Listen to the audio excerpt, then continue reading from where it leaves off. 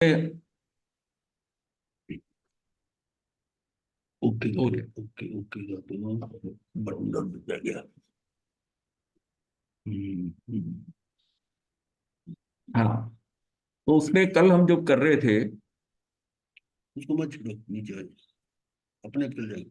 अच्छा, कि कर्म जैसा कहे वैसा स्वांग भर दे, प्रेम से भर दे। जब स्वांग ही भरना है तो दुखी क्यों होना है? अगर इसको सब तू नाटक समझे, जैसे कि यहाँ तेरा जीवन हो रहा है, मरण हो रहा है, जितनी घटनाएं घट रही है, उससे तू अगर ये समझे कि ये स्वांग है, ये नाटक है। जैसे एक एक्टर को लगता है कि जैसे कि ये एक ये तो मुझे एक भूमिका ऐसी मिली है, ऐसा ऐसा रोल मिला है, मैं ना गरीब हो गया, ना अमीर हो गया, ना ऐसा है। वो रोल के साथ उसको रोल समझ के कर रहा है। मैं तो जो हूं, मतलब हम सुखी दुखी जब हो रहे हैं, ये इसलिए हो रहा है कि जैसे ये घट रहा है, मेरे साथ घट रहा है, मैं और शरीर के साथ एक है, जो कर्मों के अनुसार जो घट रहा है, ये तेरा रोल है। तू तू तो शाश्वत है, नित्य है, तेरा कुछ नहीं होता, तू ज्ञाता दृष्टा है। ये कुछ जो घट रहा है ते कर्मों के कारण घट रहा है, ये एक स्वांग है, एक ऐसा है। इस बार ये रोल मिला, अगली बार ये रोल मिलेगा। तो इसको अगर ये अंदर भाव पुष्ट हो जाए तो विचलित नहीं होगा। और जो यहाँ तक कि जो एक्टर होते हैं ना, वो भी जिस रोल को करते हुए उसमें इतना घुस जाते हैं कि उसको, जैसे कि माता के मरण का सीन है, उसमें रोना हो रहा है, भावुकता ऐसे आ रही है, वो एक्टिंग को नेचुरल लाते लाते वो रोल करता है। उसके बाद में उसको नॉर्मलाइज होने में 1-2 घंटे लग जाते हैं। उसका मूड ऐसा हो जाता है, ये सब मूड ऐसा हो जाता है। तो इसका मतलब छाप लग जाती है। हाँ, वो प्रभावित हो जाते हैं, वो उसको उसको उसको जो स्वांग है, जो नाटक हो रहा है, जो फिल्म बन रही है, उसके पात्र के अंदर इतना घुस जाते हैं कि उससे निकल के आने में टाइम लगता है। और एक आदमी जो है वो करता है, उसी समय साथ में हंसता रहता है। जैसे एक थोड़ा हो गया तो हंसी मजाक भी कर रहा है, और फिर सीरियस रोल कर रहा है, फिर कर रहा है, क्योंकि उसको वो लाइटली ले रहा है। उसको जो लाइटली ले रहा है, हमारी भी यही स्थिति है कि अगर जो कुछ हमारे सामने घटित हो रहा है, और ये हम समझें कि ये तो क्षणिक उपादान है, ये उन जीवों का भी क्षणिक उपादान है, वो भी पता नहीं कब कैसे मुक्त हो जाएंगे, कितना ज्ञान है, ये तो इसमें जो घटना घट रही है वो मेरे कर्मों के कारण, वो इसका बिहेवियर बदल रहा है, यो वैसा मुझे कह रहा है। ये सारी स्थिति, ये सारा एक स्वांग है। ये स्वांग है, ये एक नाटक है, ये अंदर है। तब हम क्या है कि आकुल व्याकुल होना कम हो जाए, और आकुल व्याकुल होना ही हमें फंसा रहा है। जैसे जैसे हम निराकुलता की तरफ जाएंगे, निराकुल हो जाएंगे, तो उतना उतना हमें लगेगा कि हम बैलेंस हो गए। थोड़ा सा कोई दुख आ गया, सुख आ गया, वो इतना ही। अब छोटे बच्चे को देखा ना, वो कुछ ही खुशी, उसको एक खिलौना मिल गया, उछलने लग जाता है, उसको काम की चीज नहीं मिली वो रोने लग जाता है। वो ज्यादा है, जब हम बड़े होते हैं तो हमारा रोना और हंसना डिफरेंट हो जाता है। बच्चा तो खुल के रो रहा है या खुल के हंस रहा है, उसको तो है। और 1 मिनट में उसको उसकी चीज ऐसे दिखा दो, वो हंसने भी लगेगा। हाँ, क्योंकि उसकी फ्लेक्सिबिलिटी इतनी है, वो इतनी जल्दी परिवर्तन हो जाता है कि बस उसको इस सिचुएशन से निकाल कर इधर डाल दो, वो उधर नाचने लग जाएगा, खेलने लग जाएगा। लेकिन हम क्या ऐसे हैं क्या? हम ऐसे हैं, इतने फ्लेक्सिबल हुए रहे? अगर ये सब समझे कि हम ये सारा खेल है, ये सारा खेल है, तो हम उनके साथ उतना जुड़ेंगे नहीं। वो व्यवस्था, मतलब हमें ये भी पता है कि ये दुख है, ये भी टल जाएगा, बीमार हुए तो ठीक भी हो जाएंगे, ये सारा, और सारा कुछ व्यवस्था में पड़ा हुआ है। तो तू आकुल व्याकुल क्यों हो रहा है? क्या जरूरत है? और उसका कोई हल नहीं है। ये जो तू आकुल व्याकुल हो के, ये क्या है आपका आर्त ध्यान क्या हो रहा है? मतलब 4 ध्यानों में से एक ध्यान तो कभी ना कभी चलता ही रहता है। उसमें से 2 ध्यान जो है, शुक्ल ध्यान है नहीं है। अब रहेगी बात धर्म ध्यान की। धर्म ध्यान के लिए तो वो प्रोग्राम बना के जाता है। अब जो हो रहा है, जो नॉर्मल है, वो 2 ही हो रहे हैं, आर्त ध्यान और रौद्र ध्यान। और आर्त ध्यान ही करता जा रहा है। ये हुआ मतलब उसकी इच्छाओं, उसकी मर्जी से जैसी एक्सपेक्टेशन थी, इच्छाएं थी, अपेक्षाएं थी, उससे वैसा नहीं हो रहा, इसी में ही आर्त ध्यान हो गया। और उसको जब बदलने की कोशिश करता है, पलटने की कोशिश करता है उन चीजों को, उस सिचुएशन को पलटने, तो रौद्र ध्यान हो जाता है। इसने ऐसा कैसे कर दिया, इसको ठीक करता, तब वो रौद्रता में आता है। क्योंकि आर्त ध्यान ये स्वयं के लिए ही है, अपने अपने अंदर चलता रहता है, उसके अंदर आर्त ध्यान करता रहता है। और जब दूसरे के प्रति करता है तो रौद्रता आ जाती है। कम बढ़ती की बात अलग है, लेकिन दूसरे को, कि उसको प्रतीतियां वो बदलना चाहता है। इससे उन परिस्थितियों को अनिच्छा पूर्वक वो भोग रहा है, इसलिए आर्त ध्यान कर रहा है। उसकी इच्छा नहीं थी, किसी की इंतजार कर रहा है, किसी की वेट कर रहा है, किसी के बारे में सोच रहा है, वो वैसा अभी तक नहीं हुआ।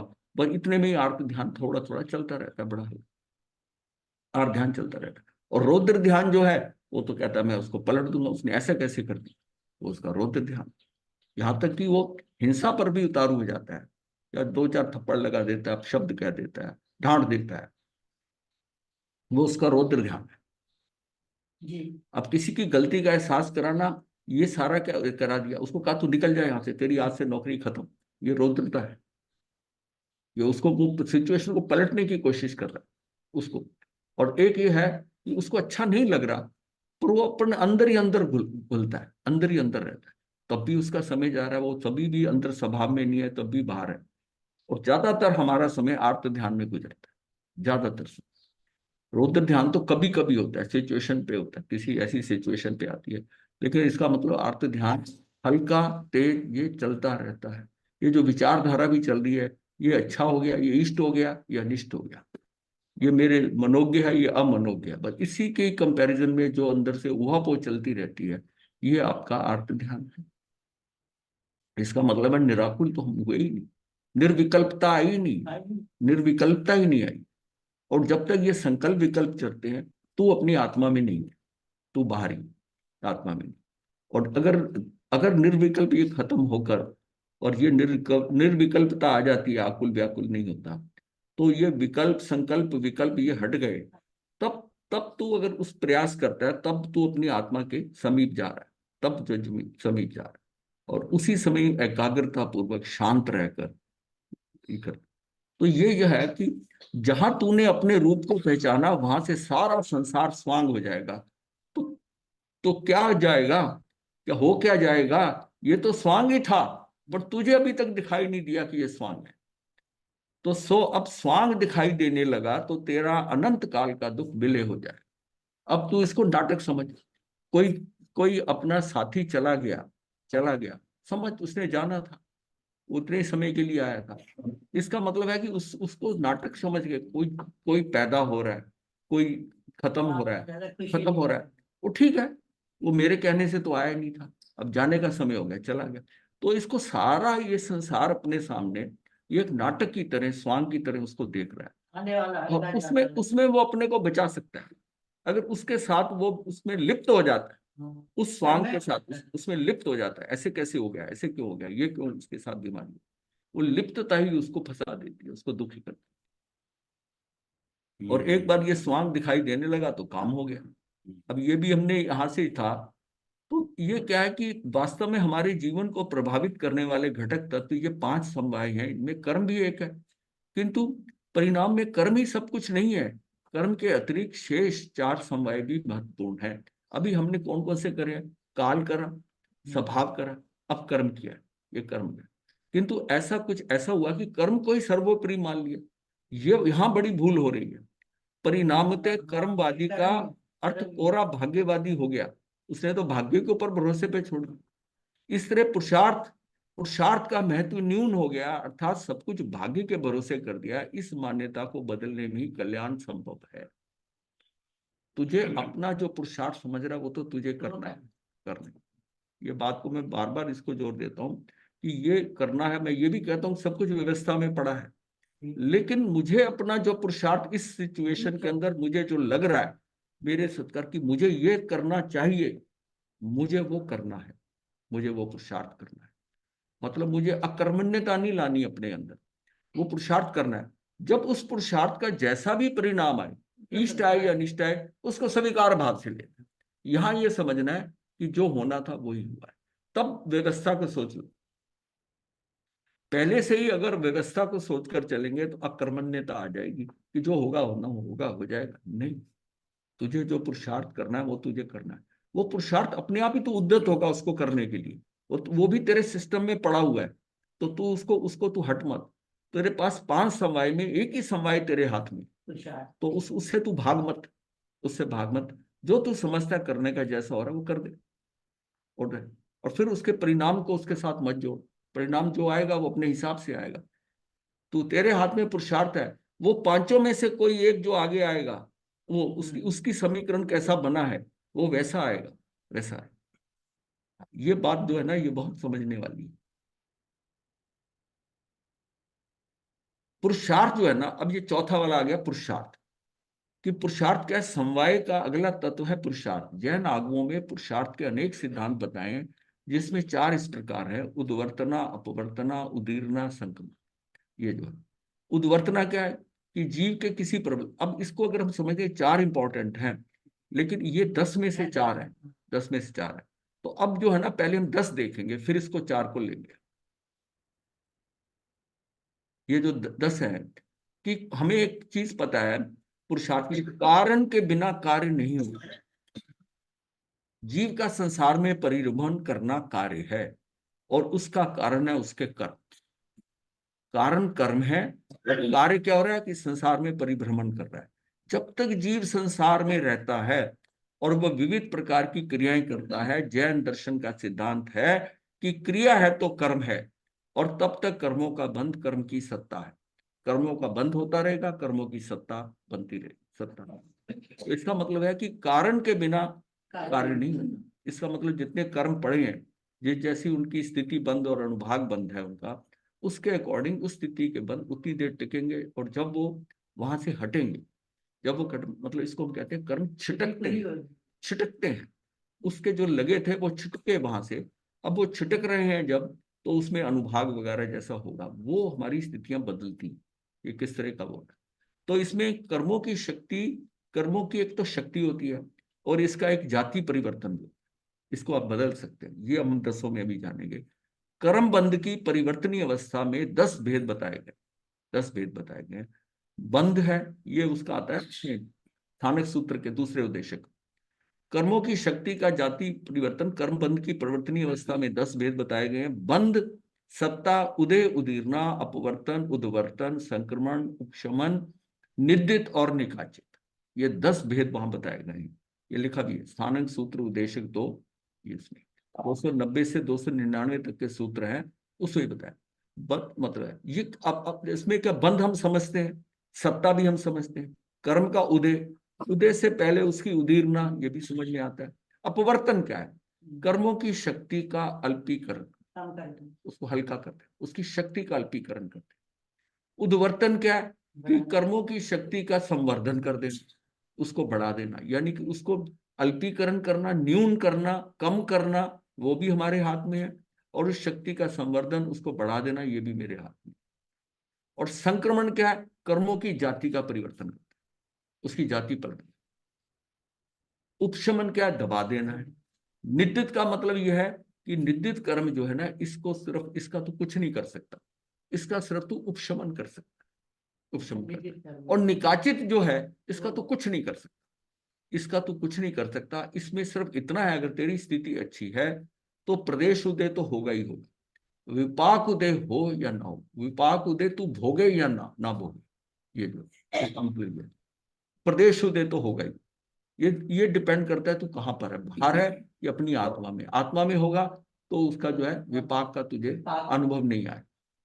तो सर्वज्ञों ने कर्म बंध से कर्म मुक्ति तक के विविध क्रमिक उपाय द्वारा कर्म बंध की इन 10 अवस्थाओं की कल्पना की है। ये अवस्थाएं कर्मों के आश्रव यानी आगमन के पश्चात होने वाली मुख्य क्रियाएं, ये 10 मुख्य क्रियाएं हैं। और उन क्रियाओं में क्या है कि बंध क्या है?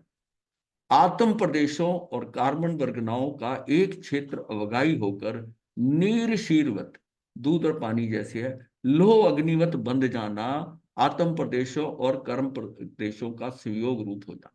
ये बहुत शॉर्ट में इसका दिया, लेकिन साथ पता चल जाता है कि जो बंध क्या है कि आत्म प्रदेशों और कार्बन वर्गनाओं का एक क्षेत्र अवगाही। ये नहीं कहा कि उसके साथ बंध जाते हैं, एक क्षेत्र के एक क्षेत्र अवगाही जो है वो है होकर नीर शीरवत या लो अग्निवत बन जाना, ये जो है। सत्ता क्या है? कर्म बंद होने के बाद जब तक बंधे हुए कर्म उदय में नहीं आते, तब तक वे सत्ता में, अर्थात उतने काल तक कर्म अपना फल देने को तत्पर नहीं होते। जब तक सत्ता में, हाँ सत्ता में पड़े हैं, नहीं जब तक सत्ता में नहीं, हाँ। जितने काल तक हैं तक है, क्योंकि उसके बाद जब उसका जो अबाधा काल वो शब्द आता है ना, फिर उतने काल तक कर्म अपना फल देने को तत्पर नहीं होते, अनुदय स्थिति तक सत्ता में पड़े रहते। अनुदय स्थिति तक, मन उदय नहीं हो, अनुदय, अनुदय स्थिति तक सत्ता में पड़े कर्मों का बदलने का सामर्थ्य है, किंतु कर्म उदय होने पर नहीं। वो जो है ना, अगर उन जब तक वो पड़े हुए हैं सत्ता में है, सत्ता में है और उसका बाधा काल खत्म हो गया, लेकिन अभी उसमें उदय आया नहीं कर्म, वो अपने समय से आता है उसमें। और जब उदय में आया सत्ता में, तो सत्ता में पड़े कर्मों की हमारे में बदलने का सामर्थ्य है। सिर्फ हम अबाधा काल जब तक है उसका, अबाधा काल जैसे 70 कोड़ा कोड़ी है तो उसका अबाधा काल होगा 7,000 वर्ष। 30 कोड़ा कोड़ी है 3,000 वर्ष तक वो आएगा ही नहीं। तो इस तरह ही ये मतलब इतना उत्कृष्ट स्थिति ये है। बाकी तो जैसे कर्म बांधा है उसके हिसाब से उसका अबाधा काल हो जाएगा इसी रेशो में। तो बदलने का सामर्थ्य, किंतु कर्मोदय होने का नहीं। कर्मोदय हो जाए एक बार तो उसको कुछ नहीं कर सकता। तभी भगवान ने कहा कि एक समय का भी प्रमाद मत कर। हो सकता है तो यहाँ कुछ ऐसा कर दे, प्रमाद कर दे, और वो कर्म अभी शुरू नहीं हुआ तो उसकी उदीरना चालू हो जाएगी। पर एक समय का प्रमाद मत कर, मतलब है कि वो कर्म उदय में आ गया, अब तो उसका कुछ नहीं कर सकता, अब कुछ नहीं कर सकता। फिर उदय में कैसे है? कर्मों के फल देने की अवस्था का नाम उदय है। जब कर्म फल देना प्रारंभ करते हैं इस अवस्था को उदय कहते हैं। उदय दो प्रकार के, प्रदेशोदय और विपाकोदय। यानी जो कर्म हमारे साथ लगे हैं उसके दो दो तरफ से है। एक तो वो उसके अंदर क्या है कि हमें प्रदेश के साथ जितना लगा हुआ है, उसका जितना स्थिति बंद है, जितना टाइम था, वो चिपका जो है ना, वो लेई से चिपका है कि गोंद से चिपका है कि गीले पानी से चिपका है, या कि फेविकोल से चिपका दिया, या कोई ऐसा बॉन्डिंग केमिकल लगा दिया, बाइंडिंग केमिकल, जिसके कारण कि उसका बॉन्ड इतना सख्त हो गया कि वो छुटने में बड़ी टाइम लगे, टाइम लगे। तो ये सारा क्या है कि ये उसका क्या कि बंद जब हुआ, वो जो गोंद है, लेई है, जो भी ये चीजें हैं, वो उसके कषाय की है। वो जो चिकनाई है ना, उसके कषाय के कारण, कषाय, हाँ, कषाय की इंटेंसिटी जो तीव्रता मंदता कैसी थी, उसके अकॉर्डिंग उसको चिपकने का उसका हो जाएगा टाइम। उसी के अनुसार स्थिति बंद होता है। तो हमने कर्मों में ये जाना कि स्थिति बंद जो है, स्थिति बंद और अनुभाग बंद या कषाय पे डिपेंड करता है, और कर्मों का आगमन जो है ये हमारे योगों पे डिपेंड करता है, योग। अब क्या है कि जब प्रदेशोदय विपाकोदय होता है तो फल की अनुभूति कराए बिना ही निर्जीर्ण होना प्रदेशोदय। वो छिटक गए लेकिन कोई विपाक नहीं हुआ तो उसका तो प्रदेशोदय हो गया। और इरियापथी क्रिया में केवल प्रदेशोदय ही होता है। जब इरियापथी की क्रिया होती है तो उसमें प्रदेशोदय ही होता है। विपाकोदय में फल अनुभूति होती ही है। अगर विपाक उदय हुआ तो फल अनुभूति होती है, और विपाकोदय में प्रदेशोदय अवश्य होता है। अगर उसका विपाक हो रहा है तो उसका प्रदेश उदय अवश्य होता है। कर्मों का साक्षात अनुभव करना है विपाक उदय, फल उदय, रसोदय। मतलब अगर उसका प्रदेशोदय हो रहा है तो अकेला हो सकता है, लेकिन अगर विपाक हो रहा है तो प्रदेशोदय होगा ही होगा, होगा ही। अब उसके नेक्स्ट आता है चौथे नंबर पे उदीरना। नियत काल से पूर्व कर्म का उदय में आना और फल देना। जैसे कि कृत्रिम रूप से फल का पक जाना। अब पेड़ के ऊपर फल जो पकेगा, वो उसका पीलापन, फिर उसके अंदर पक के उसकी स्मेल आएगी, उसकी उतनी वेट करनी है जो नेचुरल प्रोसेस से हो रहा है, या जैसे आजकल है कि हरा हरा ही तोड़ लेते, हरा है तोड़ के और फिर उसको पाल में रखकर उसको पका देते हैं। वो तो अपने शॉर्ट टाइम के अंदर उसको पका दिया उसको, नहीं तो वो नेचुरल वे में पकता।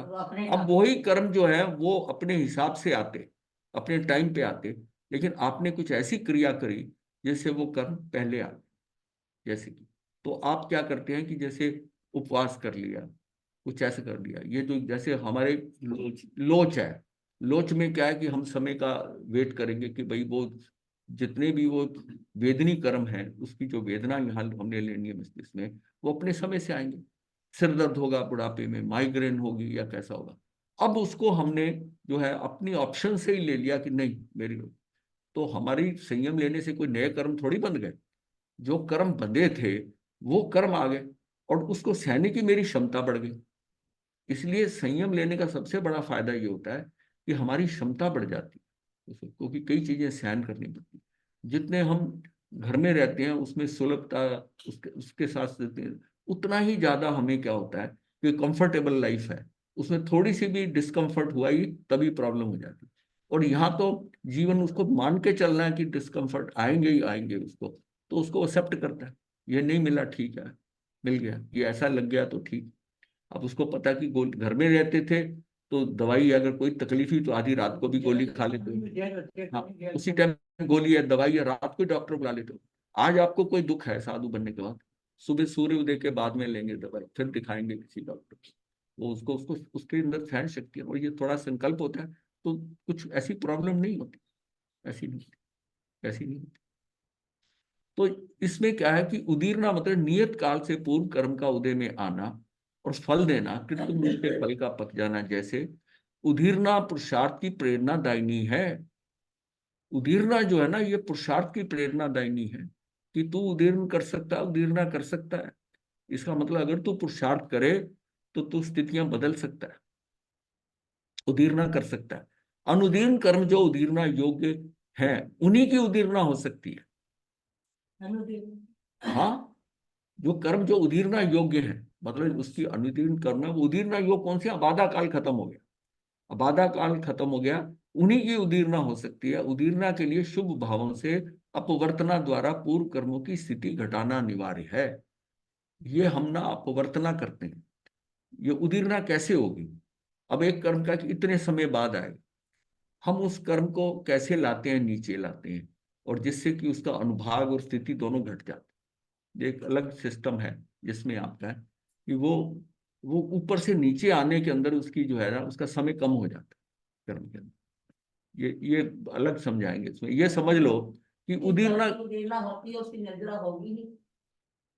वो तो जिसकी उदीरना, उदीरना का मतलब ही है कि उसको अपने समय से पहले लाकर निर्जरित कराए, समय से पहले। नहीं तो अपने टाइम पे होता वो, नहीं तो अपने टाइम पे होता। ये मतलब उसको निर्जरित वर्त भी थोड़ा ऐसा कंफ्यूज करता है। उसको ये समझे कि वो छिटकता है, हाँ, उसका क्षय हो गया, उसका क्षय हो गया, बस वो हट गया वहां से। आप उसको, इसमें क्या, मैं आपको बताता हूँ, चलो समझिए। ये जो है ना, ये ट्रायंगल फॉर्मेशन में होता है। एक कर्म मान लिया 500 है, 500 कर्म के वो उसकी संख्या है, ये मुझे भुगतने, मैंने कर्म बांधा अभी, वो 500 है। तो उसका जब कुछ तो अबाधा काल होगा, मान लिया उसके अंदर पांच पांच जो है वो अबाधा काल का समय हो गया 500 में, और बाकी जो उसने कर्म करने हैं उसका निषेकीकरण होगा। निषेकीकरण में जो पहले समय आएगा, पहला समय आएगा जब उसका निषेकीकरण होगा, उसमें हो सकता है कि 495 में से जो है ना 95 या 100 आ जाए। फिर उसके बाद 70, 80, 60, 50 ऐसे करते करते 495 और ऊपर बाहर लास्ट में जाके 0 हो जाएगा, जहां उसका स्थिति बंद खत्म। अब वो कर्म किसी पुरुषार्थ से मैं ऊपर से नीचे लाता हूं तो एक एक समय है।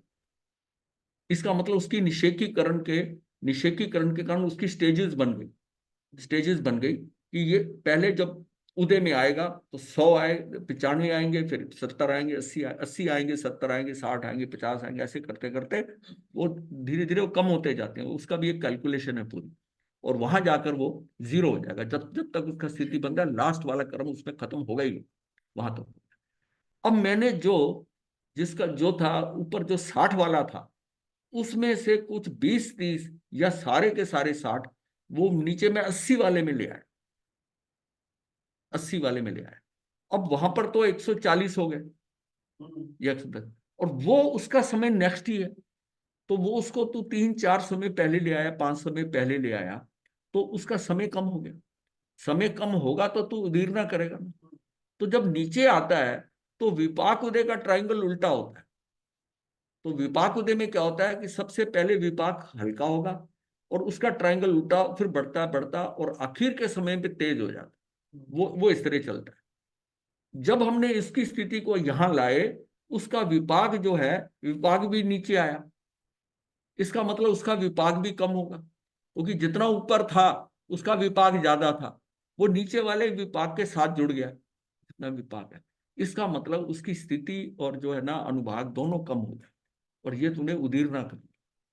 और उदीरना में उसको विपाक का उतना नहीं लगेगी, दिक्कत होगी, क्योंकि वो अपनी मर्जी से लाया है, मर्जी से लाया, और वो विपाक उसको हल्का लगा, कर्म निर्जरित होगा। तो उदीरना एक बहुत बड़ा पुरुषार्थ है, बहुत बड़ा पुरुषार्थ। क्योंकि हम पुरुषार्थ डिस्कस कर रहे हैं, तो उसमें हमारा ये पुरुषार्थ क्या है कि मैं कर्मों को, हम कर्मों को अवॉइड करने की कोशिश करते हैं। जैसे स्थिति आ रही है, तो जैसा लोग कहते हैं ना, वो जोशी के पास गया, उसके पास गया, वो कहता उपाय कर ले, ये कर ले, वो कर ले। कर्म कभी भी उपाय से नहीं करते। पर ये कुछ है, कुछ ऐसे प्रोसेस है ऐसा करने में, आप उसको पीछे कर गए।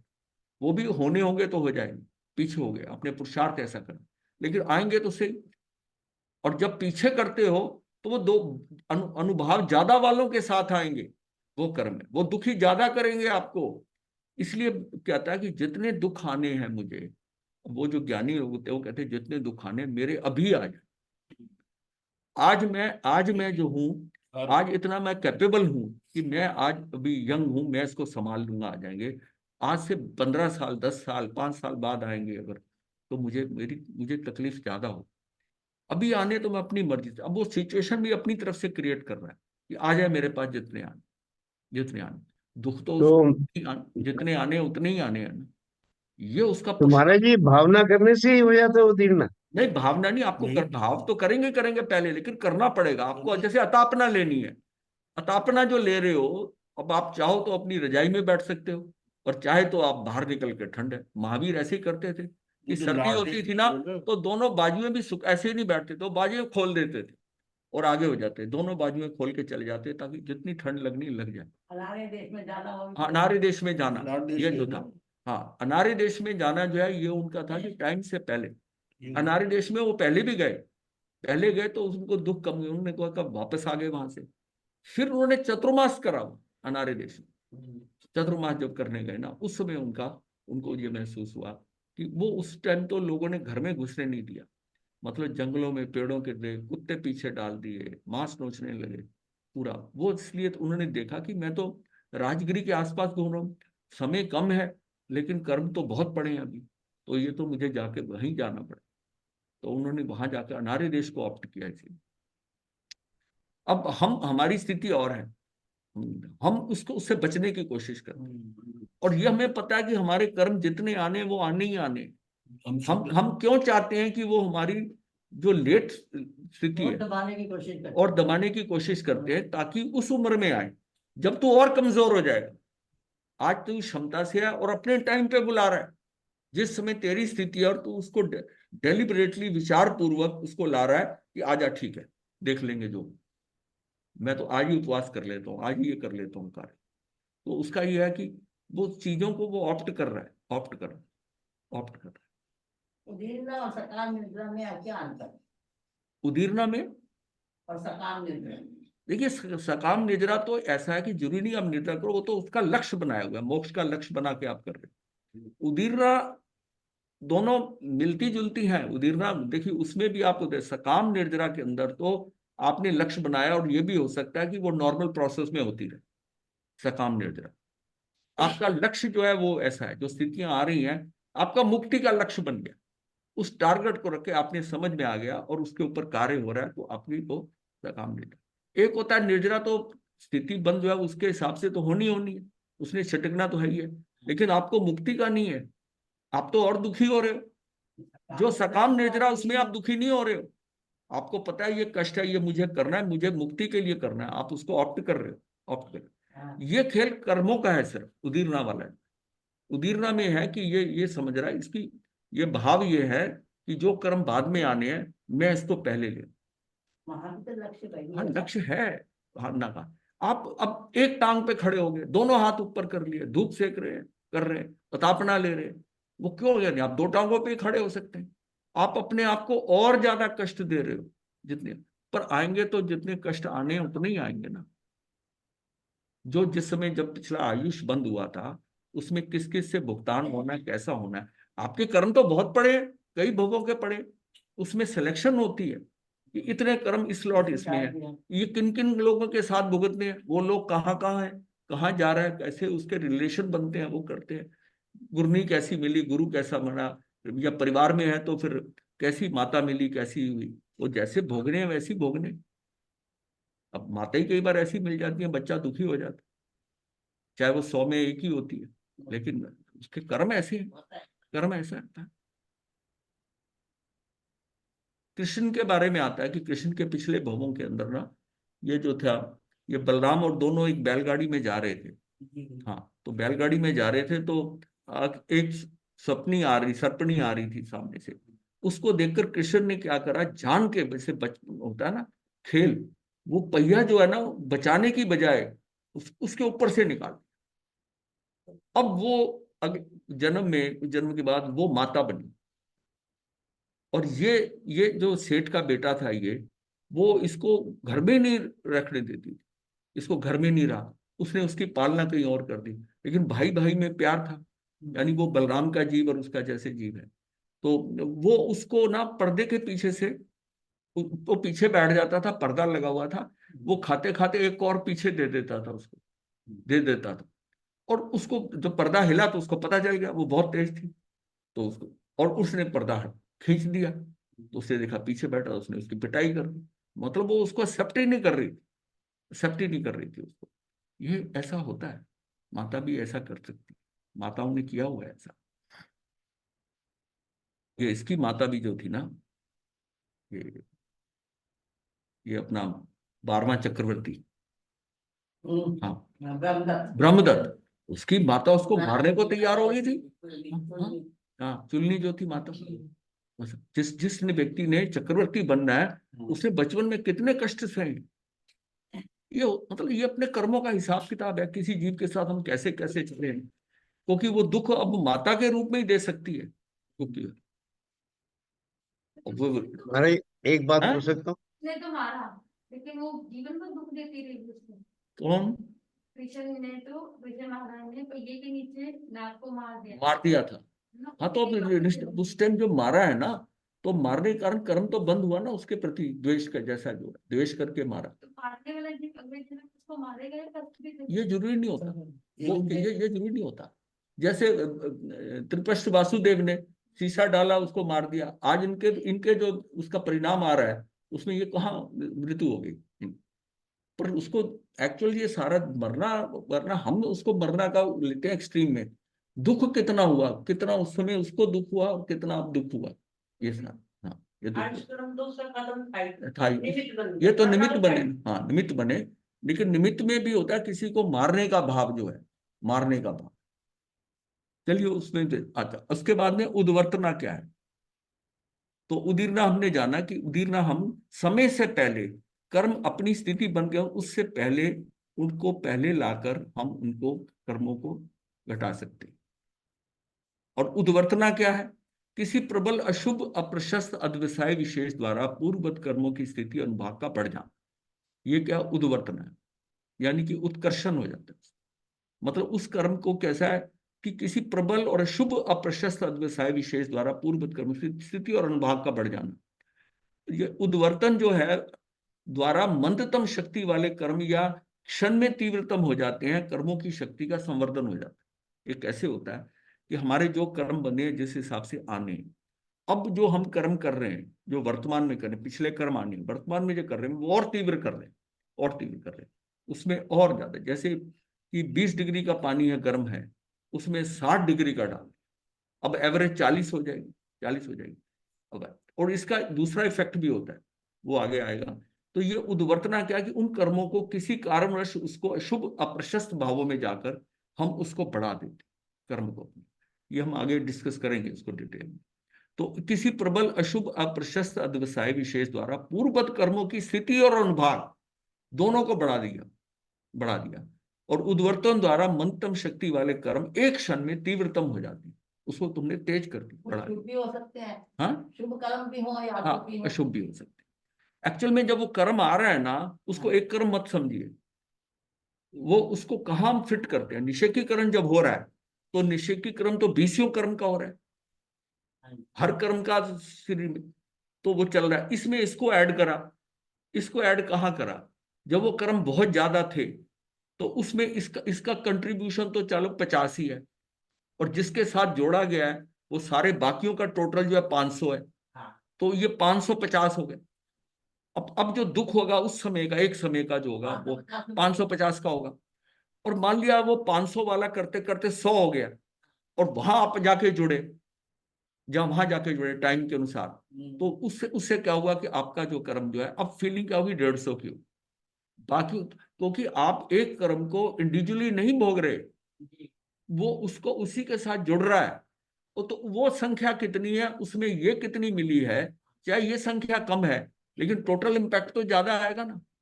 क्योंकि जो हम दुख भोगते हैं, जब थोड़े थोड़े हमने कर्म किए हुए हैं, उनके कई कर्मों का इकट्ठा उस समय के अंदर आकर हम भोगते हैं। हाँ। कई भोगते, वो कम भी हो सकता है, वो ज्यादा भी हो सकता है, वो उसके अनुपात। मतलब ये प्रैक्टिकली अगर देखा जाए, मतलब इसको समझने के पॉइंट ऑफ व्यू से ये स्थिति इस ढंग से, क्योंकि उनका निषेकीकरण होता है और सबकी निषेकीकरण का टोटल होता है, और नया कर्म तो भी आगे जुड़ता नहीं है जब तक वो सारी सेटिंग होती है, उसकी टाइमिंग सेट होती है, वो अबाधा काल में सारी ये प्रोसेस होती है। अबाधा काल उसके निषेकीकरण का है। अब वो तैयार हो गया कि ये कितने समयों के अंदर ये कर्म जो भी बांधा, इस समय बांधा था, ये कितना आगे तक भोगा जाएगा। वो जब डिस्ट्रीब्यूशन करते हैं, जो पहले की इक्वेशन बनी हुई है, किसी के 5, किसी के 10, किसी के 20, किसी के 20, उसमें इसको भी जोड़ देते, इसको भी जोड़ देते, और इसके जोड़ने से उस समय के अंदर इसका ये फैक्टर जाएगा, दूसरे समय में ये जाएगा, करते करते ये कर्म भी खत्म। वो इक्वेशन तो लगातार चल ही रही है हमारी, वो कर्मों की चल रही है, वो तो पूरा सीक्वेंस बना हुआ है। महाराज जी एक बात पूछ सकता हूँ? सारी प्रोसेस कैसे पता चले? हाँ, हाँ, क्या कह रहे हैं विपिन जी? पूछेंगे। हाँ विपिन जी बताइए। हाँ, ये जो कर्म बनते हैं हमारे, ये भावना से बनते हैं ना? ये एक जीव दूसरे जीव के प्रति जो भावना करता है, अच्छा या बुरा, उसके कारण कर्म बनते हाँ, हैं। हाँ, तो अगर जीव सुबह शाम सच्चे भाव से प्रतिक्रमण करे हाँ, और उन हाँ, कर्मों को दोबारा ना करे, तो ये कर्म नष्ट हो सकते हाँ, हैं हाँ, या उसी उससे वो ये जो खत्म? उद्वर्तना उद्वर्तना है ना, ये हाँ जी। उद्वर्तना, ये जैसा ये कि उसके द्वारा कर्मों की विभाग का बढ़ जाना है, ऐसी अपवर्तना है। जब अपवर्तना करते हैं हम, तो इसी ढंग से इसको रिड्यूस भी कर सकते हैं, जैसे हम बढ़ा रहे हैं ना, ऐसे कम भी कर सकते हैं। यही चीज पुरुषार्थ है। आपके पुरुषार्थ में जो पहले के कर्म बांधे हैं, आज आपने पुरुषार्थ कर लिया, मान लिया आपने पुरुषार्थ करके संयम ले लिया, ये भी एक पुरुषार्थ है। आपने संयम ले लिया, और संयम के अंदर आकर अब आपकी टॉलरेंस जो है ना, उसको सहने की सहिष्णुता जो है, जो उसको सहने की शक्ति है, वो आपकी बढ़ गई, बढ़ गई। अगर अगर इसको, ये तो मैं कह रहा हूं कर्मों के हिसाब से, और अगर मैं उसको बायोलॉजिकली कहूं, तो उसके अंदर एंडोर्फिन बढ़ गया। एंडोर्फिन जो केमिकल होता है बॉडी के अंदर, रसायन है, जो कि एंडोर्फिन बढ़ गया। तो मतलब है कि जैसे मैं कई बार एग्जांपल देता हूँ कि लेडी जब गरम गरम पतीला ऐसे उतार लेती है, और उसकी मतलब उससे उंगलियों में, इसके नीचे जो नसें हैं, जो भी हैं, जो भी नर्व्स हैं, उसमें वहां एंडोर्फिन है। वो एंडोर्फिन से उसको उतना गर्म नहीं लग रहा। और जो जेंट्स है जिसने कभी किया ही नहीं, उसकी वो उंगलियां उतनी तैयार नहीं है, वो उस पतीले को गर्म को छोड़ देगा, या कपड़ा लेगा, या संडासी लेगा, कोई ऐसा लेगा, किसी इक्विपमेंट से उठाएगा। और बहनें जो है जैसे खाना बनाती हैं, और कई बहनें तंदूर की रोटी लगा देती हैं, वो अग्नि के अंदर हाथ जाता है। अब उसको उसको क्या हो जाएगा, मेरा हाथ ना जल जाए, लेकिन वो लगाती है, खाना बनाती है, वो हाथ से लगा देती हैं। जबकि होटलों में जो लोग हैं, उनकी पास सीखें होती हैं, उससे वो करते हैं। लेकिन बहनें जो है छोटे तंदूर में घर में अंदर हाथ डाल के रोटी लगा देती हैं, हाथ लगा। और हर कोई नहीं लगा सकता, जिसको लगाने का अभ्यास है वही लगा सकता है, वही लगा सकता है, वही लगा सकता है। ये सारा क्या है कि जैसे कांटा चुभता है तो थोड़ी सी कोई चुभ जाए, अब धीरे जब साधु बनते हो, जब कष्ट सहते सहते हमारा एंडोर्फिन लेवल बढ़ जाता है, और जितना हम दुख सहने लग जाते हैं, उतने दुख से ऊपर का दुख हमें महसूस होता है, उतना दुख तो हम सहन करते ही आए हैं, सहन करने आए, तो उसका उसका ही इम्पैक्ट होता है। बचपन अभी ये जो कर्म बताए हैं, हाँ, उद्वर्तना करण, अपवर्तना करण, उद्दीर्णा करण वगैरह, तो ये तो प्रोसेस समझाई है। हाँ, ये सहज साध्य है या यत्न साध्य है? नहीं, ये पुरुषार्थ में, ये पुरुषार्थ को हम एक्सप्लेन कर रहे हैं। हाँ, ये पुरुषार्थ के नहीं, अंदर है। उदीरना अपनी स्थिति अनुसार होता है, भूमिका अनुसार वो होता है। उदीरना नहीं होगी, वो कर्म उदय में आया, वो तो वैसे होगा। उदीरना में आपका पुरुषार्थ है। पुरुषार्थ तभी होगा जब ऐसी स्थिति बनेगी। ऐसी कोई बात नहीं है, पुरुषार्थ किसी कही भी हो, पुरुषार्थ का तो कोई लेवल ही नहीं। यत्न साध्य हो गया। हाँ, पुरुषार्थ में तो ये कर लिया कि ये मुझे कितना भी कष्ट दे, मैंने बताने ही नहीं, नाम ही नहीं लेना। भाई वो अभया रानी ने उसको फंसाया अगर है, तो उसने नाम नहीं लिया रानी का। हाँ, वो उसका कितना बड़ा पुरुषार्थ, मतलब सहन शक्ति की सीमा है कि सूली पे चढ़ाया जा रहा है सुदर्शन सेठ को, वो नाम नहीं ले रहा रानी का, वो उसको बता ही नहीं रहा, वो मौन है, वो मौन है। और क्यों नहीं बता रहा कि उसको दिक्कत, ये तो मेरा कर्म उदय में आया, मेरा कर्म उदय में आया। यहां तक की क्षमता है, सहन शक्ति है। और वो क्या हुआ कि वो इतनी बात कर वो जो कर्म उसका था, वो सारा बड़ी तेजी से निर्जरित हो गया। और वही जो उसका अपमान था, जो उसका था कलंक था, वो कैसे धुल गया? इस सहज साध्य और यत्न साध्य पूछने का मेरा मतलब ये है कि केबीपी के हिसाब से इसको हम हाँ, केबीपी को मत इन्वॉल्व करो इसमें, वो तो होगा वैसे ही क्रमबद्ध में जैसा हो रहा है, लेकिन हम बात अब पुरुषार्थ की कर रहे हैं। अब केबीपी को दिमाग में रखेंगे ना तो पुरुषार्थ समझ नहीं आएगा। ये केबीपी के हिसाब से ये बिल्कुल अलग है पुरुषार्थ। यत्न साध्य मान हाँ, मतलब नहीं तो अगर केबीपी को दिमाग में रखा ना तो फिर तो सहज साध्य हो फिर जाएगा। ये क्रमबद्ध पर्याय जो है ना आपको डुबो देगी, ये अकर्मण्यता लाती। लेकिन अगर महाराज जी, इसका, हाँ जी, इसको मैं जो हमारा पुरुषार्थ हम लोग बोलते हैं, हाँ तो उसका मेन मीनिंग तो यही है ना कि हम कुछ ना करें, जो हो रहा है उसको सहजता से हाँ हाँ, हम ना करें देखें। वो बात ठीक है, वो एक प्रैक्टिकल सेंस में है, लेकिन आपका ये भी पुरुषार्थ डिसीजन है कि हम कुछ ना करें। मैं वो नाम नहीं बताऊं, ये भी आपका अंदर का आत्मा का ये पुरुषार्थ है करेक्ट, आपका। करेक्ट। आपने डिसीजन लिया कि मैं ऐसा करूं। वहां पर ये देखिए ना, मैतारे मुनि है, उसको ये पता है कि इस पक्षी ने चुग लिया है, और मैं अगर ये कहता हूं कि तेरे सोने के जो जो है वो इस मुर्गी ने चुग लिए हैं, तो ये मुर्गी को मार देगा। अब ये कितना बड़ा पुरुषार्थ है, वो मरने के लिए तैयार हो गया उसके लिए कि ठीक है तू जो करना मेरा कर ले, पर वो मुंह से नहीं बताया। इससे क्या होता है कि ये क्यों, कैसे जीव मोक्ष जाते हैं, ये कैसे जाते हैं? वो इतने कर्मों की निर्जरा, उस समय जब चमड़ा बांधकर उसके माथे के ऊपर गीला चमड़ा, और बाद में वो जब सूखने शुरू, उसका दिमाग फटने लगा, वो खत्म। तो उसने कितना कर्म की निर्जरा कर ली होगी, कितनी सहजता से। हाँ, अब ये आप कहें कि ये सीक्वेंस जो पड़ा था वो चरम शरीरी था, मैं मानता हूँ ये केबीपी में पड़ा था, मैं मानता हूँ। पर वो इसको केबीपी के सोच के कि अगर मुर्गी ने मरना होगा तो मर जाएगी, नहीं मरना होगा मैं तो बता दूं, मैं तो अपनी जान छुड़ाऊं, तो ये अगर कहता करता हाँ तो तो उसकी भावना फीकी पड़ जाएगी ना फिर। इसलिए मैं कहता हूं कि पुरुषार्थ भी उसमें पड़ा है, पर हम केवल महाराज ज्ञानी जी, नहीं। लेकिन इसके अंदर जो मेन बात ये होगी ना कि अगर अगर आप उनका भी एग्जांपल ले रहे हैं, तो जो उनकी भी मेन भावना थी कि मैं कुछ ना करूं उस समय, तो क्योंकि हम लोग जब बोलते हैं नहीं, कुछ ना करें, तो हम काफी हाँ, सिलेक्टिव हो जाते हैं कि जब मेरे काम ये की बात ये है कि कुछ नहीं करूंगा, किसी और ये के काम की बात है कि तो मैं काम करूंगा उसका। हाँ, लेकिन मैं कुछ नहीं, कई बार क्या है कि पुरुषार्थ में आप कुछ करते भी हो। पुरुषार्थ में देखिए कि आप इंक्लिनेशन क्या है। हम जो पुरुषार्थ अपनी हिसाब से कर रहे हैं, कुछ ना करूं, कुछ ना करूं, कई जगह तो ये आपकी बात बिल्कुल थ्योरी ठीक हो जाएगी, कई जगह पर उसने कहा मैं नहीं बताऊं नाम। ये उसका डिसीजन क्या हुआ उसका कि मैं अब जहां जहां वो, नहीं तो बड़ा आसानी भी मैंने नहीं किया। आज की डेट में जब होता है तो आदमी ने किया भी होता है तब भी वो मना कर देता है, मैंने नहीं किया। वहां उसने किया नहीं है, फिर भी वो उसको स्वीकार भाव से मौन रहकर, तो सारी दुनिया समझती है कि मौन क्यों रहा है, ये मौन क्यों, हाँ, मौन क्यों। ये तो वो मंत्री जो था वो सोच रहा था कि ये ऐसा नहीं कर सकता, उसने उस एंगल से खोजबीन करी।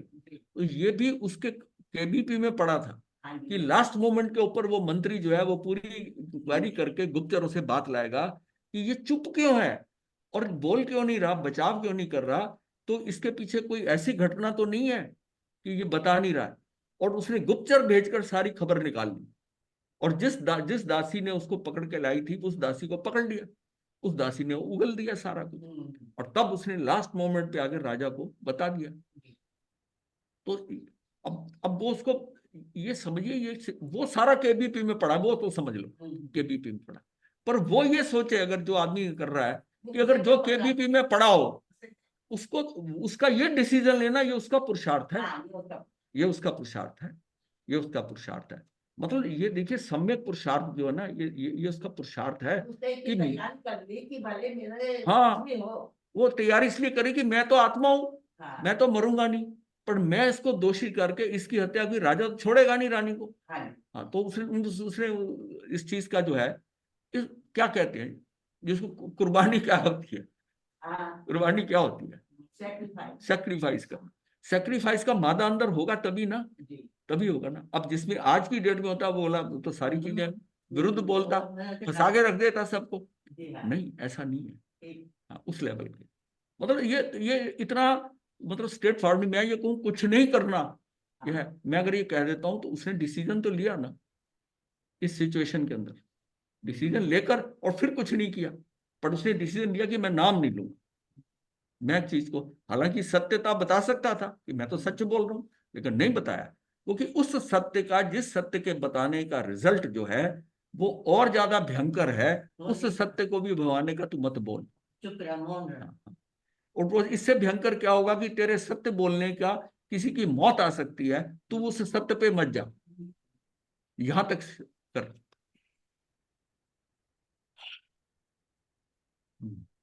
उसके बाद में अब आता है अपवर्तना। अपवर्तना में है कि पूर्ववत कर्म की स्थिति और रस घट जाने का नाम अपवर्तना है। इसका जो अपवर्तना कर दिया, अपकर्षण भी कहते हैं इसे, जैसे इसको उद्वर्तन कहते हैं, कहीं जगह उत्कर्षण भी लिखा है, अपवर्तना है, अपकर्षण भी कहते हैं। पूर्ववत कर्म की स्थिति और रस घट जाने का नाम अपवर्तना है। ये बिल्कुल उद्वर्तना का विपरीत है। कर्मों की शक्ति का अल्पीकरण करना, कर्मों की शक्ति का जो है अल्पीकरण कर, उसको न्यून कर दिया कर्मों को।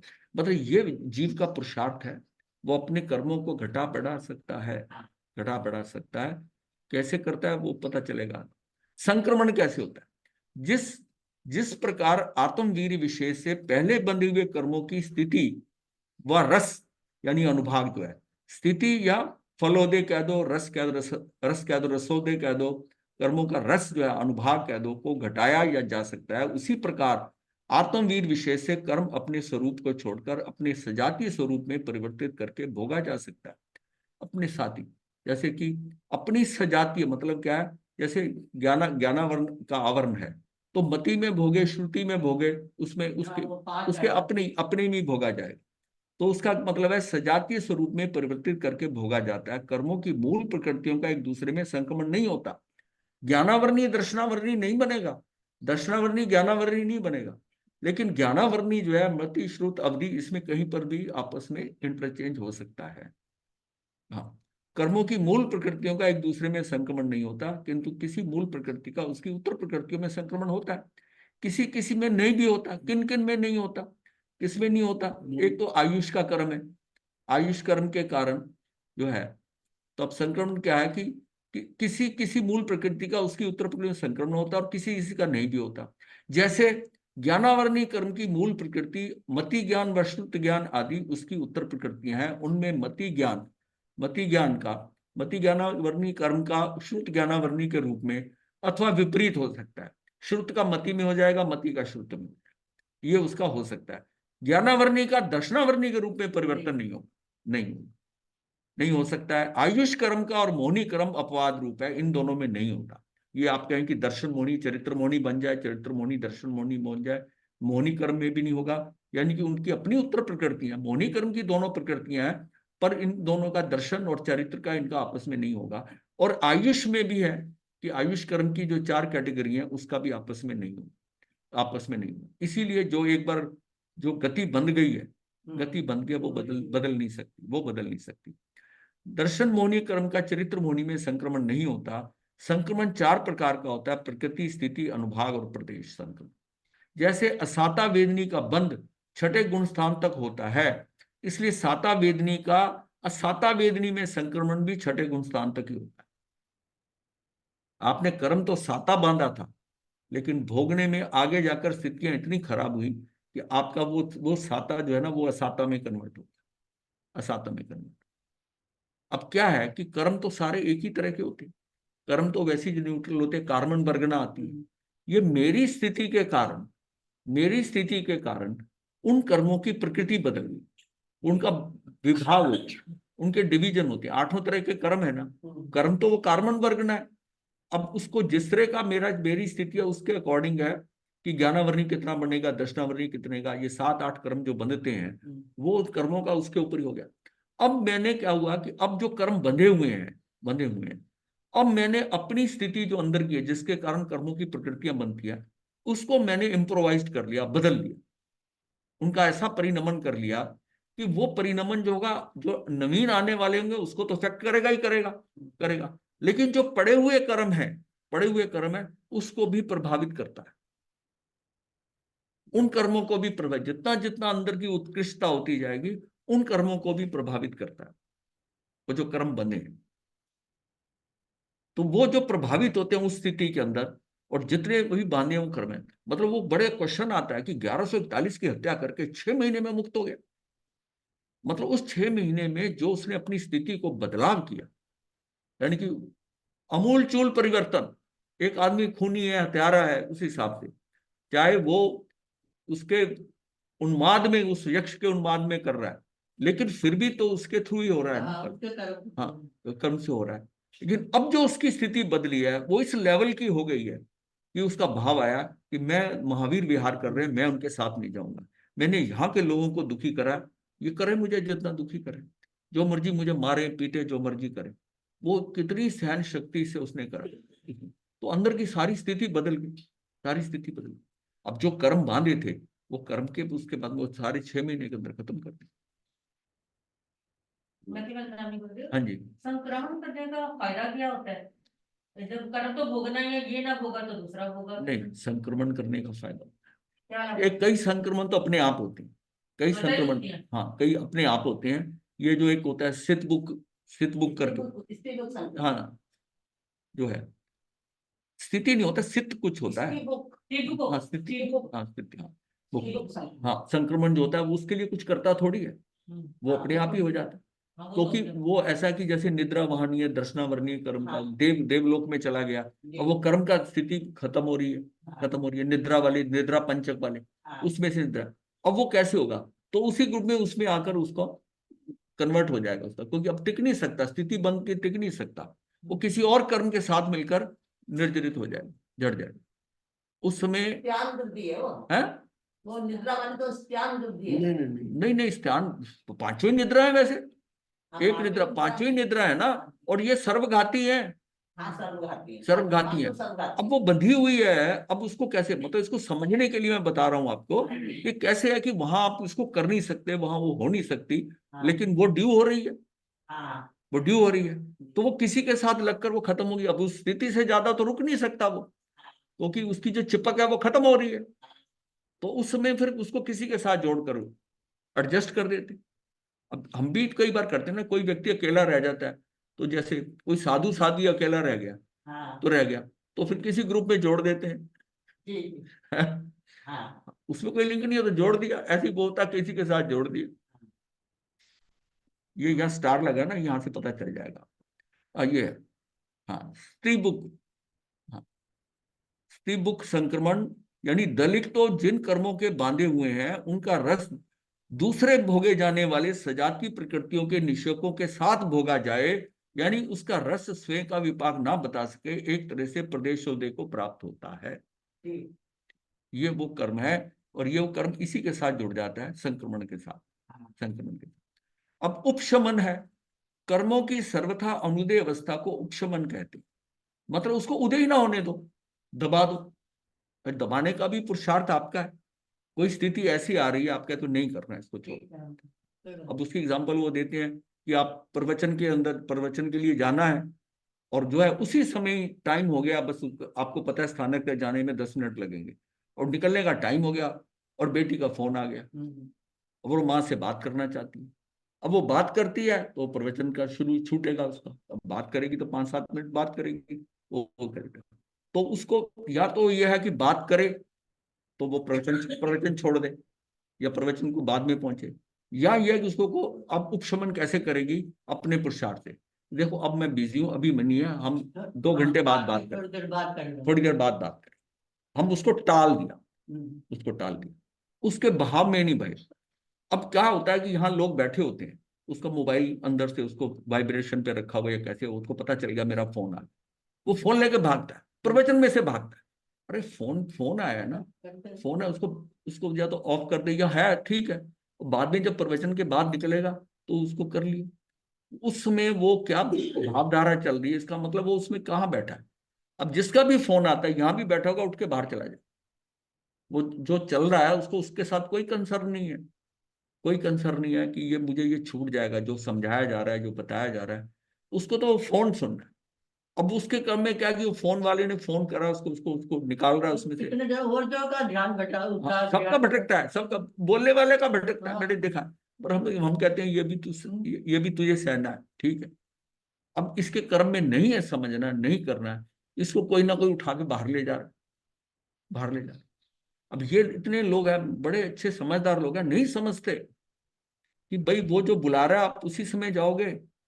जब फोन नहीं होते थे तो क्या होता था, हाँ आप उसको अपने हिसाब से, ये मैंने विदेशों में देखा है कि उनका रिकॉर्डर होता है, वो अपना अगर खाना खा रहे हैं, फोन की घंटी बज रही है, वो बजती रहेगी, अपने आप सिस्टम में डला होता है, रिकॉर्डिंग हो जाएगी।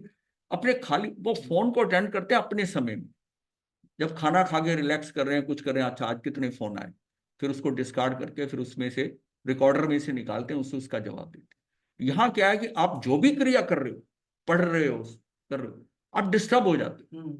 यहाँ तक कि समाज में भी बैठे हो, घंटी बजी ना तो आपका दिमाग चलने लगता है, किसका फोन होगा, पता नहीं इंपॉर्टेंट है क्या है।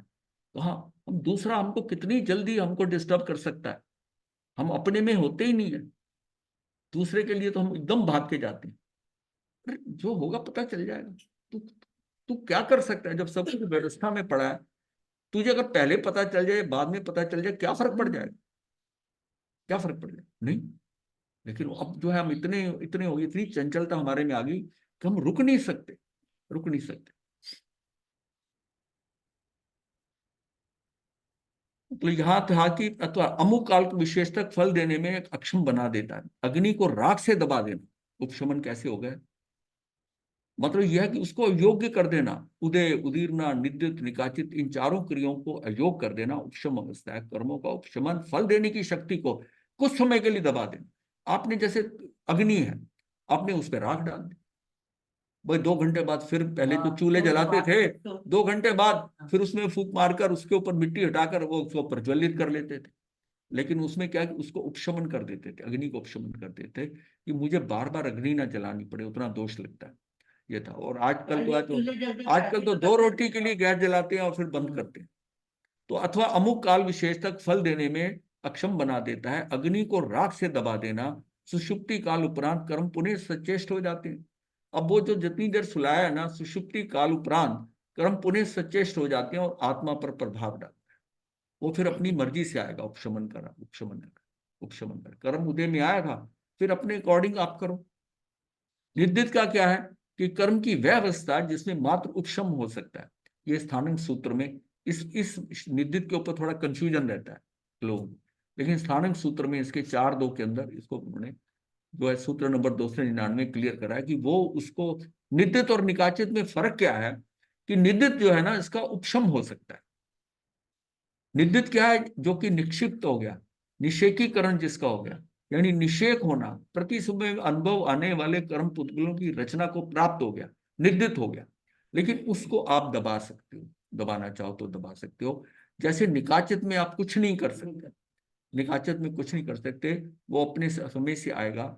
सिर्फ उसमें एक ही सिर्फ फैक्टर है कि आप उस समय अगर अपनी आत्मा में हो, आत्मा में स्थित हो, तो उसका विपाक उदय आपको नहीं समझ में आए, नहीं अनुभव में आएगा।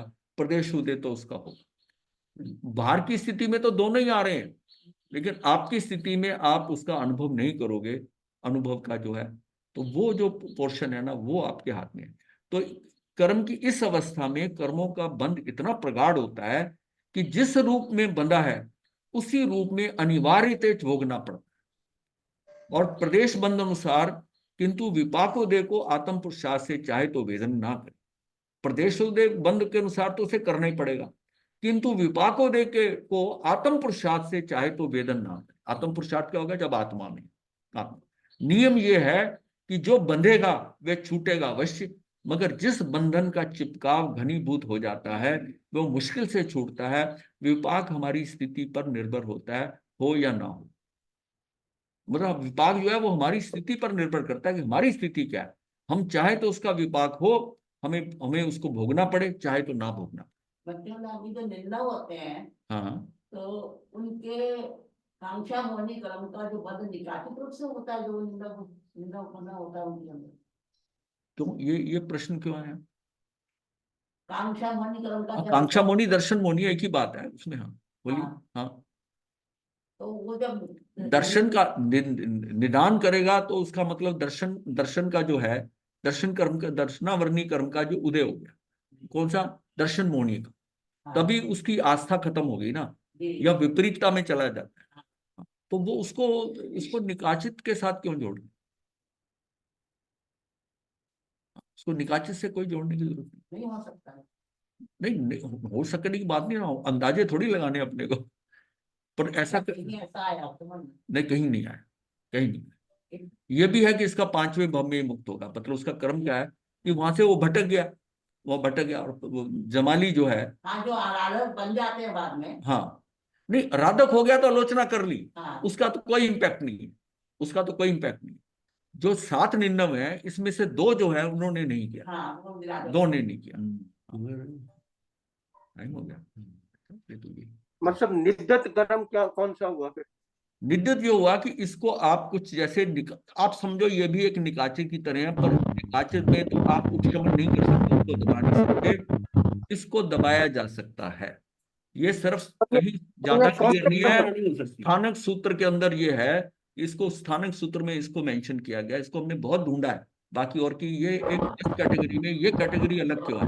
अगर इसमें से कई जगह ये लिखा हो कि इसका भी कुछ नहीं किया जा सकता, इसका भी कुछ नहीं किया जा सकता, लेकिन ऐसा नहीं है, इसमें आप इसका उपशमन कर सकते हैं, ये सिर्फ स्थानक सूत्र में आया। पर ये कौन से कर्म होते हैं मतलब? ये कर्म आप ही की है, नहीं हो ये वही कर्म है जिसको कि आपने बांधा निद्रित में, उसको निकाचित होने से, मतलब निकाचित का तो आपने पक्का उसको माना ही नहीं, निद्रित में हो सकता है कि निकाचित की स्थिति से थोड़ी कम की स्थिति ऐसा होती है, मतलब कहीं आपका भाव हो कि ये गलत है, आपने आलोचना नहीं की है, मान लिया कहीं ना कहीं कुछ ढीलापन रह गया, जो निकाचित कर्म होता है वो तो ये कहता है कि भाई बिल्कुल सही किया मैं, ये इसके साथ ऐसा ही होना चाहिए, और मैंने जो करा वो ठीक करा। वो कर्म निकाचित क्या है कि उसी उसी भव में अगर ये सोच ले कि ये मेरे से गलत हो गया, उसकी आलोचना कर दे, तो निकाचित बनेगा ही नहीं। इसमें तो अगर निद्दत हो जाएगा क्या मतलब वो ये जो निद्दत कर्म है हो ना, ये कर्म जो है आपकी बाद की जो आपकी भाव है ना, वो दृष्टि आपकी बताती है। एक तो वो कर्म हो गया, अब कर्म के बाद में जब आप विभाव से स्वभाव में आए, स्वभाव में आने के बाद में आपने सोचा नहीं ये गलत हो गया, गया? गलत हो गया, यहां तक आपने समझ लिया, फिर भी आलोचना नहीं की। हाँ, लेकिन आपकी जो स्थिति तो फिर भी अच्छी कि आपको ये नजर आ रहा है स्वभाव में आप सही हो, विभाव में गए थे। एक व्यक्ति जो है वो स्वभाव में आ गया विभाव से, उस टाइम वो क्रोध में किसी कारणवश वो कर गया, जैसे स्वभाव में आया उसको बड़ा पश्चाताप हो रहा है, पश्चाताप होना एक अलग बात है, वहां तक रुक गया, पश्चाताप के बाद में आलोचना कर दिया, उसको खत्म कर दिया आलोचना करके। कई जगह वर्णन आता है भगवान ने कि उसने ऐसा निदान करा और उसने आलोचना भी नहीं की, आलोचना भी नहीं की। और भगवान के समस्रण के अंदर जैसे निदान किया था साधु साध्वियों ने, तो उन्हें सबको जागृत करा बाद में, सैनिक राजा और चेलना रानी को देखकर कई साधु साध्वियों ने समस्रण ने कर लिया, निदान कर लिया कि राजा बने तो ऐसा बने और रानी बने तो ऐसे बने, ऐसे साध्वियों ने कर लिया। तो ये वो जो निदान था, भगवान को तो पता चल गया केवली थे, उन्होंने बाद में बताया कि आप में से बहुत लोगों ने निदान कर लिया, तो इसका अभी आलोचना करो, अभी आलोचना, तो आलोचना करी, सबने आलोचना करी। निकाचित में और निद्दत में अभिनिवेश पढ़ना थोड़ा हाँ, इसका फर्क है, इसका ही अंतर। इसका है। वो आपके अध्याय कितने हैं, एक तो होता है आप दृढ़ उस पे मोहर लगाए जा रहे हो, और जैसे त्रिपष्ट वासुदेव के आता है मैंने ठीक ही किया, मैं नहीं करता तो वासुदेव अपना अनुशासन चला सकता है कि राज चलता है, एक शैया पालक ही नहीं मानता उसकी बात, उसको उसी को पुष्ट करता रहा, उधर ध्यान नहीं करा कि इतने से कार्य के लिए मैंने इसको कैसे मैंने खत्म कर दिया। बस ये दो है ना, ये समझने की है। नित्य जो है निकाचित, अदरवाइज ये कैटेगरी बनाने की जरूरत नहीं थी, हाँ, इसमें उद्वर्तन अपवर्तन भी नहीं कर सकता, दोनों इसका संक्रमण भी नहीं हो सकता, तो फिर क्या हो सकता है, इसका मतलब इसका उपशमन हो सकता है, कर्म तो उतने ही रहेंगे, लेकिन थोड़ी फ्लेक्सिबिलिटी है कि तू इसको दबा सकता। दबा दे। महाराज जी पूर्व जन्म के कर्मों का भी आलोचना और प्रतिक्रमण कर सकते हैं। करने में कोई नुकसान नहीं है, अब पता नहीं कितनी डिग्री के अंदर आपको उसको कितना मिलेगा, आपको उसका फैक्टर इन होने के कारण, लेकिन करने में कोई हर्ज नहीं है, करना चाहिए। मतलब कम से कम आपने ये तो भाव लाए कि मैंने पीछे भी गलतियां करी हैं, ये तो भाव रहे, और वो अगर नहीं भी होता तो तब भी आपका क्या नुकसान है, का ये नुकसान नहीं। क्या नुकसान है, क्या नुकसान है। लेकिन ये कहा जाता है कि जो वर्तमान स्थिति में हम कहते हैं कि जो हमारी अब की स्थिति है, इसमें पड़े हुए कर्म को भी इफेक्ट होता है, इसका मतलब है कि अगर आज मेरी स्थिति इंप्रूव हो रही है तो उसमें फर्क आ सकता है, उसमें फर्क आ सकता है, क्योंकि कई घटनाएं ऐसी बताई हैं कि उस जीव का दोनों, एक बड़ा सद्पुरुष था और एक उसका उदंड साथी था, दोनों एक वन में जा रहे थे, तो उदंड को तो एक सोने की गिन्नी मिल गई, मतलब उसको गिन्नी मिली, जो उदंड था उसको गिन्नी मिली, वो जो सद्भावना वाला था उसको नहीं मिली, और सद्भावना वाले के पैर में कांटा चुभ गया, वो कहता देख तू इतना सही काम करता था, देख तेरे तो कांटा चुभा और मुझे गिन्नी मिल गई, हाँ। सोने की वो मोहर मिल गई, मोहर मिल गई। हाँ अब वो फिर उसको जब गुरु के पास जाके बात करते हैं तो गुरु बताता है इसके जो कर्म थे ना, इसके कर्म टांग कटने के थे, हाँ जी इसकी टांग कट जानी चाहिए थी, इसकी कांटा चुभने से, क्योंकि हाँ। इसने जितना सत्य कर्म किए हैं वो कांटा चुभने किया। और तुझे तेरे कर्म जो थे, तू तो कहीं राजा बन सकता था, खजाना मिल सकता था, तुझे सिर्फ ये मोहर मिली तेरे इसके कारण। तो ये एग्जाम्पल आती है।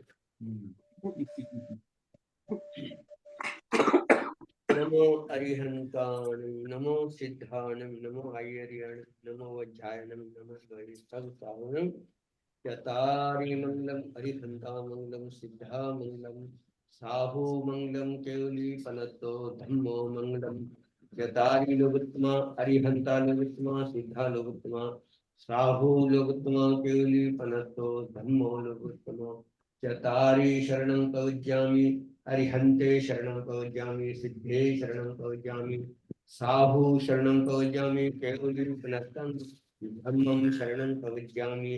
हरिहंता जी का शरण, सिद्धा जी का शरण, साधुओं का शरण, केवली कृपया दया धर्म का शरण, चार शरण सुख करने मंगल करने सदा हे मंगल सदा। महाराज जी का